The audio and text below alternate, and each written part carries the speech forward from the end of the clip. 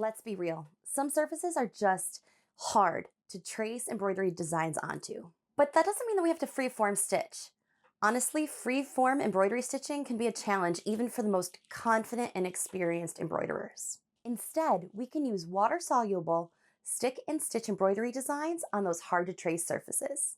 So in this video, I'm going to show you how to use water-soluble stick and stitch templates for your embroidery projects.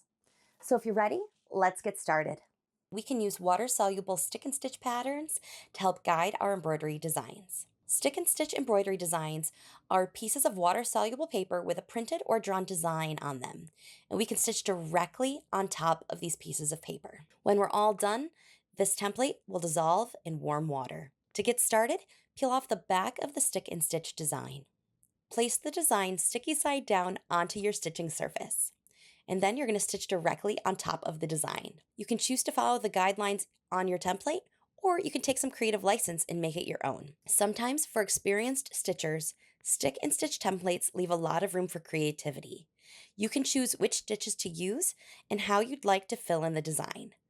However you choose to stitch your template, the choice is up to you. And when you're all done, the template is going to wash away in warm water. It's that easy. Be sure to follow the manufacturer's instructions for the water-soluble paper that you chose for your project. If you're using one of my stick and stitch kits, you can rinse your project under warm water for 2 to 3 minutes. Agitate the surface to help remove all of the water-soluble paper. And then you're going to allow your project to air dry. You can submerge your project in a bowl, or you can rinse it under a tap. I find that sometimes when I'm submerging with a bowl of water, the water can get a little bit murky, a little bit gummy, and so I have to dump out that water and get a fresh new batch to continue rinsing. Ultimately, I've seen the best results rinsing directly under a tap. So if you want to start rinsing your project in a bowl and working it in a bowl just to get the major parts of your water-soluble paper worked and moving and dissolving, that's totally fine.